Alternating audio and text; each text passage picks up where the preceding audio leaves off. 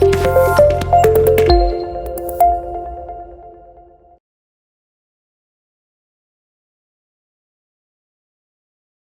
Friends, welcome to అప్టెక్ jobs. ఈ సెషన్లో మనం మరికొన్ని జాగ్రఫీ ప్రీవియస్ బిట్స్ని డిస్కస్ చేద్దాం. ముందుగా మొదటి ప్రశ్న, Aus, Aman, Boro are crop varieties of. Aus, Aman, Boro అనే పంట రకాలు దేనికి చెందినవి? ముందుగా అస్, అమన్, బోరో అనేటువంటి పంట రకాలు ఎలాగైతే మనకి ఖరీఫ్ కాలము, రబీ కాలము అనేటువంటి, అదేవిధంగా జైద్ కాలం అనేటువంటి పంట కాలాలు ఉన్నాయో, ఇది పంట కాలాలు. అదేవిధంగా ఒక పంటకు సంబంధించి రకాలు, అంటే కాలాలకు సంబంధించి రకాలు, అస్సు, అమను, బోరో అనేటువంటి పంట రకాలు ఉన్నాయి. అయితే ఈ క్రింది ఏ పంటకు చెందినవి? అది అస్, అమన్, బోరో అనేటువంటి. ఫస్ట్ వన్ వీట్, గోధుమ. సెకండ్ వన్ బాజ్రా, సజ్జ. థర్డ్ వన్ ప్యాడీ, వరి. ఫోర్త్ వన్ జోవర్, జొన్న. ప్రధానంగా అస్, అమన్, బోరో అనేటువంటి పంట రకాలు ఏంటి అయ్యా అంటే వరికి సంబంధించినవి. ప్రధానంగా ఇది పశ్చిమ బెంగాల్ రాష్ట్రంలో అస్, అమన్, బోరో అనేటువంటి పంట కాలాలు అనేవి ఉన్నాయి, అంటే పంట రకాలు అనేవి ఉన్నాయి, వరి పంటకు సంబంధించిన రకాలు. మనకి అస్సు, అమన్ అంటే ఇది ఖరీఫు, రబీ లాగా, జైద్ లాగా. అక్కడ వరి పంటకు ఈ మూడు రకాలు అనేవి ఉన్నాయి, పంట రకాలుగా ఉన్నాయి. అస్, అమన్, బోరో ఇది వరి పంటకు సంబంధించింది. Okay, next second question, match the following. క్రింది వాటిని జతపరచండి. List 1, list 2. Titan, Ganymede, Phobos, Triton ఇవన్నీ కూడా ఉపగ్రహాలు. గ్రహాలు కాదండి, ఆ గ్రహాలకు ఉన్నటువంటి ఉపగ్రహాలు. ఇటుపక్క గ్రహాలు ఇచ్చాడు. జూపిటర్ గురుడు, మార్స్ అంగారకుడు, నెప్ట్యూన్ ఇంద్రుడు, శాటర్న్ శని. మరి టైటాన్ అనేటువంటి ఉపగ్రహం ఏ గ్రహానికి సంబంధించిందయ్యా అంటే శని గ్రహానికి సంబంధించింది. టైటాన్ అనేటువంటి ఉపగ్రహం శని గ్రహానికి ఉన్నటువంటి ఉపగ్రహం. గనిమెడ్, ఈ గనిమెడ్ అనేది సౌర కుటుంబంలోనే అతి పెద్ద ఉపగ్రహం, అంటే మన చంద్రుడి కన్నా కూడా పెద్దది. అంటే సౌర కుటుంబంలో ఉన్నటువంటి గ్రహాలన్నిటికన్నా పెద్ద గ్రహం గురుడు లేదా జూపిటర్. ఈ జూపిటర్కు ఉన్నటువంటి ఒకానొక ఉపగ్రహమే గనిమెడ్. ఇది ఉపగ్రహాలలో కల్లా పెద్దది. సో గనిమెడ్ ఉపగ్రహం జూపిటర్. ఇక ఫోబో అనేది అంగారకుడు ఉన్నటువంటి ఉపగ్రహం. ఫోబో, డెమో అనే 2 ఉపగ్రహాలు ఉంటాయి అంగారకుడికి. ఇక మిగిలింది ఏంటంటే ట్రిటాన్ అనేది నెప్ట్యూన్ గ్రహానికి ఉన్నటువంటి, నెప్ట్యూన్ని ఇంద్రుడు అని కూడా అంటారు, అంతే కదంట, నెప్ట్యూన్ని ఇంద్రుడు అంటారు. ఈ విధంగా ఉపగ్రహాలు, గ్రహాలు ఉన్నాయి. కాబట్టి A4 B1, A4 B1, C వచ్చేసి 2, C2 D3. సో కాబట్టి second option is the right option. Okay, next third question, Khadar, Bangar soils are related to following these soil groups. Khadar, Bangar అనేవి ఈ క్రింది ఏ నేలలకు చెందినవి లేదా ఏ నేలల వర్గానికి చెందినవి? ఖాదర్, బంగర్.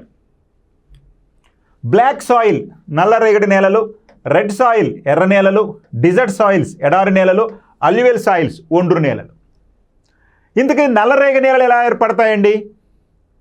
నల్లరేగడి నేలలు బసాల్ట్ శిలలు క్రమక్షయం చెందటం వలన ఈ యొక్క నల్లరేగడి నేలలు ఏర్పడతాయి. బసాల్ట్ శిలలు, అగ్నిశిలలు అయినటువంటి బసాల్ట్ శిలలు యొక్క క్రమక్షయం చెందటం వలన నల్లరేగడి నేలలు ఏర్పడతాయి. ఇది అగ్నిపర్వత సంబంధంగా, అగ్నిపర్వతాలు విస్ఫోటనం చెందినప్పుడు ఈ యొక్క బసాల్ట్ శిలలు ఏర్పడతాయి. ఆ బసాల్ట్ శిలలు క్రమక్షయం చెంది క్రమంగా నల్లరేగడి నేలలు ఏర్పడతాయి. ఎర్ర నేలలు, నేలల్లో ఫెర్రస్ ధాతువు అంటే ఇనప ధాతువు ఎక్కువగా ఉండటం వలన నేలలు ఎరుపు వర్ణంలో కనిపిస్తాయి. వీటిలో కొంత మెత్తని పదార్థం తక్కువగా ఉండి ఇసుక పరిమాణం కొంచెం ఎక్కువగా ఉంటుంది. ఇది ఎర్ర నేలలకు సంబంధించిన లక్షణం. ఇక ఎడారి నేలలు, ఇసుక పరిమాణం ఎక్కువగా ఉండేటువంటి నేలలో ఎడారి నేలలు అంటారు. ఒండ్రు నేలలు, నదులు తీసుకొచ్చినటువంటి సారవంతమైన ఒండ్రు మట్టితో ఏర్పడినటువంటి నేలలనే ఒండ్రు నేలలు అంటారు. ఈ నదులు తీసుకొచ్చినటువంటి ఒండ్రు మట్టి ప్రతి సంవత్సరం కూడా నిక్షేపణ జరుగుతూ ఉంటే ఈ నదుల వరదల వలన ప్రతి సంవత్సరం నిక్షేపణ జరుగుతుంటే అలా కొత్తగా ఏర్పడేటువంటి ఒండ్రు నేలను ఖాదర్ నేలలు అంటారు. ఎప్పుడో 100 సంవత్సరాలకి 200 సంవత్సరాలకు ఒకసారి వరదలు వచ్చేసి నిక్షేపణ జరిగి ఏర్పడినటువంటి ఈ యొక్క ఒండ్రు నేలలు ఏమన్నారంటే బంగారు నేలలు అన్నారు. ఖాదర్ నేలలు, బంగారు నేలలు. ఇక గులకరాళ్ళు ఉన్నాయనుకోండి, గులకరాళ్ళ పరిమాణంతో నదులు తీసుకొచ్చిన గులకరాళ్ళు తినపడితే ఏమంటారండి? రేగర నేలలు అంటారు. సో కాబట్టి ఖాదర్ నేలలు, బంగారు నేలలు అనేవి ఏ నేలలకు చెందినవి అంటే ఒండ్రు నేలలకు చెందినవి.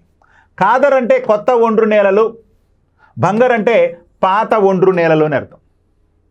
కొత్త ఒండ్రు నేలలు, పాత ఒండ్రు నేలలు, Khadar, Bangar. Next question. According to 2011 census, scheduled tribes population is absent in these states or union territories. 2011 census 2011 జనాభా గణన ప్రకారం ఈ రాష్ట్రాలు లేదా కేంద్రపాలిత ప్రాంతాల్లో షెడ్యూల్ తెగల జనాభా లేదు. ఎస్టీ జనాభా లేరంటండి ఈ క్రింది రాష్ట్రాల్లో కానీ కేంద్రపాలిత ప్రాంతాల్లో. దేని ప్రకారం? 2011 జనాభా లెక్కల ప్రకారం. First one Pondicherry, second one Haryana, third one Kerala, fourth one Maharashtra. కింద options A and B, B and C, C and D, A and C. మరి వీటిలో కేంద్రపాలిత ప్రాంతం పాండిచ్చేరి కేంద్రపాలిత ప్రాంతం. ఇక్కడ ఎస్టీ జనాభా లేదు, కరెక్ట్, ఎస్. ఇక్కడ ఎస్టీ జనాభా లేదు, కరెక్ట్. హర్యానాలో కూడా ఎస్టీ జనాభా లేదు, కరెక్ట్. కేరళలో ఉన్నారు, మహారాష్ట్రలో ఉన్నారు. కాబట్టి ఏ, బి అనేది రైట్ ఆప్షన్. మరి వీటితో పాటు పంజాబు, ఢిల్లీ, అదేవిధంగా చండీగఢ్, ఈ 3 ప్రాంతాల్లో కూడా ఎస్టీ జనాభా లేరు అని చెప్పి 2011 జనాభా లెక్కల్లో పేర్కొనడం జరిగింది. సో కాబట్టి ఇక్కడ ఇచ్చినటువంటి ఆప్షన్స్లో Pondicherry, Haryana right option. A and B are the right option. Okay, next 5th question. Which of the following stretch is the longest water way in India? Very very important. Longest water way. క్రింది తెలిపిన వాటిలో ఏది భారతదేశంలో అత్యంత పొడవైన జల రవాణా మార్గం? అత్యంత పొడవైన జల రవాణా మార్గం. First one Sadiya Dhubri, second one Kottapuram to Kollam, third one Allahabad to Haldia, fourth one Kakinada Pondicherry. ఈ 4గింట్లో దేశంలోకి అత్యంత పొడవైనటువంటి జాతీయ జలమార్గం తీసుకుంటే మనకి అలహాబాద్ టు హాల్దియా. ఇది గంగా నదిపై ఉంది. దీని మొత్తం పొడవు సుమారుగా 1600 కిలోమీటర్లు. అంటే 1600 కిలోమీటర్ల పైన ఈ యొక్క జాతీయ జలమార్గం మొదటగా గంగా నది మీద హాల్దియా నుంచి, అలహాబాద్ నుంచి హాల్దియా గుర్తించడం జరిగింది. రెండోది తీసుకుంటే బ్రహ్మపుత్ర నది మీద సదియా నుండి ధుబ్రీ వరకు బ్రహ్మపుత్ర నది మీద ఇది నేషనల్ వాటర్ వే 2గా ఉంది. అదేవిధంగా కొట్టాపురం టు కొల్లాం ఇది నేషనల్ వాటర్ వే 3, సుమారు 205 కిలోమీటర్ల వరకు ఉంటుంది. ఇక ఫోర్త్ వన్ మన ఆంధ్రప్రదేశ్ నుంచి వెళ్తుంది. ఇది ఆంధ్రప్రదేశ్ నుంచి తమిళనాడు, పాండిచ్చేరి వరకు ఇది కాలువ మార్గం. ఇది నేషనల్ వాటర్ వే 4. సో వీటిల్లో అతి పొడవైంది తీసుకుంటే గంగా నది మీద ఉన్నటువంటి అలహాబాద్ నుండి హాల్దియా వరకు ఉన్నటువంటి నేషనల్ వాటర్ వే 1 పొడవైంది. Okay, next 6th question. Choose the incorrect statement. Incorrect అన్నాడండి, సరికాని వాక్యాన్ని గుర్తించండి అన్నాడు. సరికాని వాక్యం. Right. First one, on March 21 and September 23 are day and nights are equal. మార్చి 21, సెప్టెంబర్ 23 రోజుల్లో రాత్రి పగళ్ళు సమానంగా ఉంటాయా? ఎస్, ఉంటాయి. కాబట్టి ఇది సరైనదే. ఎందుకని? మార్చి 21, సెప్టెంబర్ 23న భూమధ్య రేఖ మీద సూర్యకిరణాలు నిట్ట నిలువుగా పడతాయి.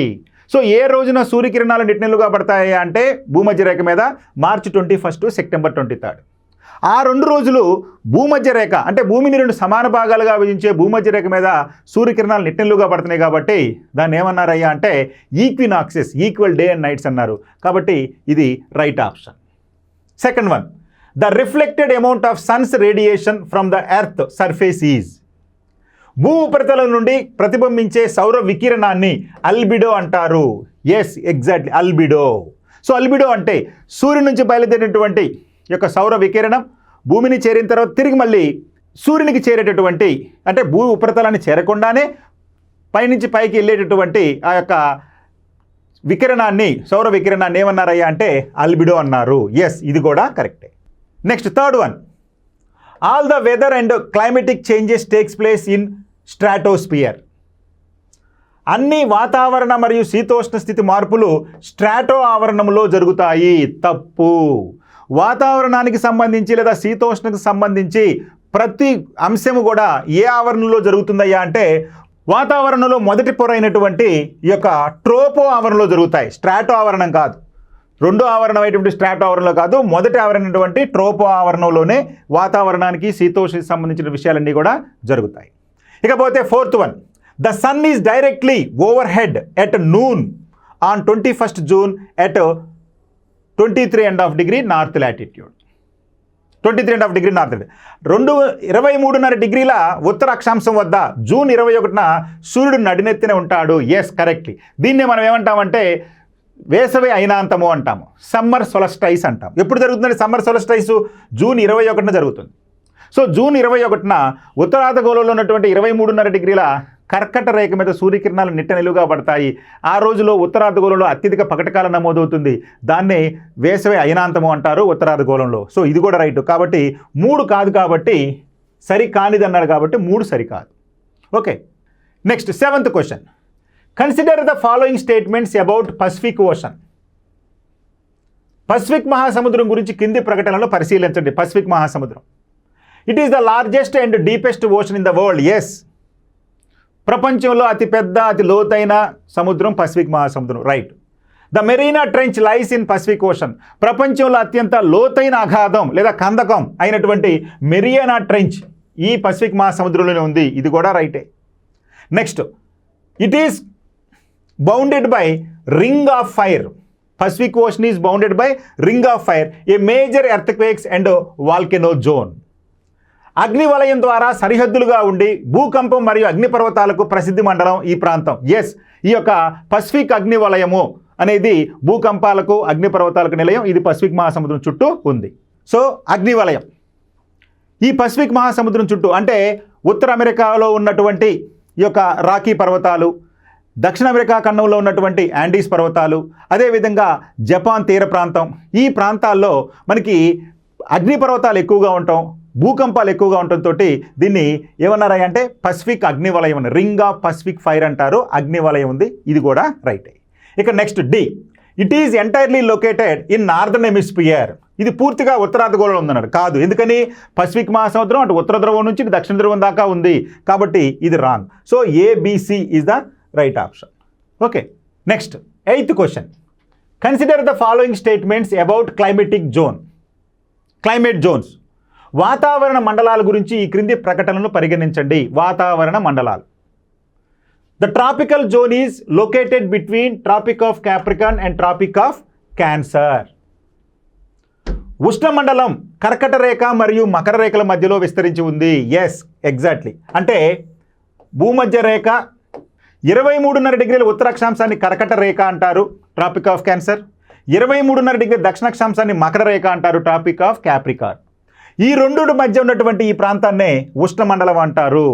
Yes, exactly right. A option అనేది right. Next, the temperate zone experience 4 distinct seasons. సమశీతోష్ణ మండలాలు 4 విభిన్న ఋతువులను కలిగి ఉంటాయి. అంటే ప్రపంచం మొత్తాన్ని 3 ప్రధానమైనటువంటి శీతోష్ణ స్థితి మండలాలుగా విభజిస్తారు. అవి ఒకటి ఉష్ణమండలం, 2 23.5 డిగ్రీల ఉత్తరాక్షాంశం నుంచి 66.5 డిగ్రీల ఉత్తరాక్షాంశం వరకు ఉన్నటువంటి మండలాన్ని సమశీతోష్ణ మండలం అంటారు. ఆ తర్వాత 66.5 డిగ్రీల ఉత్తరాక్షాంశం నుంచి 90 డిగ్రీల ఉత్తరాక్షాంశం వరకు ఉన్నటువంటి మండలాన్ని అతి శీతల మండలం అంటారు. అదేవిధంగా దక్షిణార్ధగోళంలో కూడా 23.5 డిగ్రీల దక్షిణాక్షాంశం నుండి 66.5 డిగ్రీల దక్షిణాక్షాంశం వరకు ఉన్న మండలాన్ని ఏమో సమశీతోష్ణ మండలం అంటారు.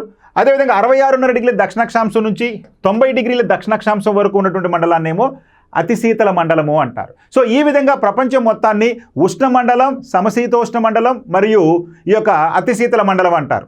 ఈ మండలాల్లో ఉష్ణమండలంలో దాదాపు ఎక్కువగా ఉష్ణోగ్రత ఉంటుంది. అక్కడ కాలాలు అనేవి దాదాపు ఉండవు, ఎప్పుడూ అధిక ఉష్ణోగ్రతలే ఉంటాయి. అదే అతి శీతల మండలం అంటే ధ్రువ ప్రాంతాలలో ఎప్పుడూ శీతాకాలమే ఉంటుంది, అక్కడ అసలుకి సింగిల్ డిజిట్ మించి ఉష్ణోగ్రత ఉండదు. అయితే సమశీతోష్ణ మండలంలో మాత్రం ఇలాంటి విభిన్న ఋతువులు ఏర్పడడానికి అవకాశం ఉంటుంది. అందుకనే 4 విభిన్న ఋతువులు కలిగి ఉంటాయన్నాడు. ఎస్, ఇది కరెక్టు. అర్థమైందండి, రైట్. ఇక C, polar zones receive direct sunlight throughout the year అన్నాడు. నో, ధ్రువ మండలాలు ఏడాది పొడవునా ప్రత్యక్ష సూర్యకాంతిని పొందుతాయి. అసలు ధ్రువ ప్రాంతాలు అటు ఉత్తర ధ్రువం ఇటు దక్షిణ ధ్రువం అనుకోండి, సంవత్సరంలో 6 నెలలు అసలుకి ఉష్ణోగ్రత లేకుండా చీకటగానే ఉంటాయి. అది కూడా వెలుగు మాత్రమే కనిపిస్తుంది, సూర్యకిరణాలు అసలుకి కనిపించవు. సో కాబట్టి ఇది wrong. Next 4th one, Mediterranean climate has dry summers and wet winters. Yes, exactly. మధ్యధరా వాతావరణం పొడి వేసవి కాలము తడి శీతాకాలాన్ని కలిగి ఉంటుంది. పొడి వేసవి కాలము తడి శీతాకాలాన్ని కలిగి ఉంటుంది. కాబట్టి ఇది రైట్. అందుకని మనకి ABD రైటు, C ఒకటి తప్పు. కాబట్టి ABD right option. Okay, this is the right option. Next 9th question. In which region of India are Deccan traps spread and what is the geological process responsible for the formation? Yes, భారతదేశంలోని ఏ ప్రాంతంలో Deccan traps విస్తరించి ఉన్నాయి మరియు వాటి ఏర్పాటుకు కారణమైన భౌగోళిక ప్రక్రియ ఏంటి? మరి దక్కన్ నాపలు లేదా దక్కనం పీఠభూమి అంటాము. ఈ దక్కన్ ట్రాప్స్ ఎక్కడున్నాయండి? East coast plains, marine erosion and deposition. ఇది తూర్పు తీర మైదానాల్లో ఉన్నాయి, సముద్ర కోత వల్ల మరియు నిక్షేపణ వల్ల ఏర్పడినట్టు కాదు. ఇది వెస్టర్న్ ఘాట్స్లో ఉన్నాయి, పశ్చిమ కనుమల్లో ఉన్నాయి, ఫోల్డింగ్ అండ్ రిఫ్టింగ్ అంటే భూమి ముడతలు పట్టడం మరియు అగాధాలు ఏర్పడటం వల్ల అన్నాడు. ఇది కూడా కాదు. ఇక 3rd one, Deccan plateau massive volcanic eruption. ఈ దక్కన పీఠభూమి అనేది భారీ అగ్నిపర్వత విస్ఫోటనాల వల్ల, అంటే భారతదేశానికి దక్షిణ భాగంలో ఒక త్రిభుజాకారంలో చరిత్ర పూర్వయుగంలో అగ్నిపర్వతాల విస్ఫోటనం వలన మన ద్వీపకల్ప పీఠభూమి ప్రస్తుత ఆకారాన్ని సంతరించుకోవడానికి ముందే అధిక అగ్నిపర్వతాలు విస్తరించడం వలన అగ్నిపర్వతాలు నుంచి వచ్చినటువంటి లావాతోటి ఈ యొక్క దక్కన పీఠభూమి అనేది ఏర్పడింది. కాబట్టి ఆ భారీ అగ్నిపర్వత విస్ఫోటనాల వలన దక్షిణ భారతదేశంలో ఇది ఏర్పడింది. ఇది రైట్. ఇక చివరిగా north east India collision of tectonic plates అన్నాడు. ఇది ఈశాన్య భారతదేశంలో ఉందంట దక్కన ట్యాపు, ఖండపాలకలో దానికి ఒకదానికొకటి ఢీకొనటం వల్ల అన్నాడు. ఇది కూడా కాదు. కాబట్టి 3 అనేది రైట్ ఆప్షన్. అంటే మన భారతదేశంలో దక్కన ట్రాప్ లేదా దక్కన పీఠభూమి అనేది ఎలా ఏర్పడిందా, ఎక్కడ ఉందయ్యా అంటే ముందుగా దక్షిణ భారతదేశంలో ఉంది, త్రిభుజాకారంలో ఉంది, ఖనిజాలుగా ప్రసిద్ధి.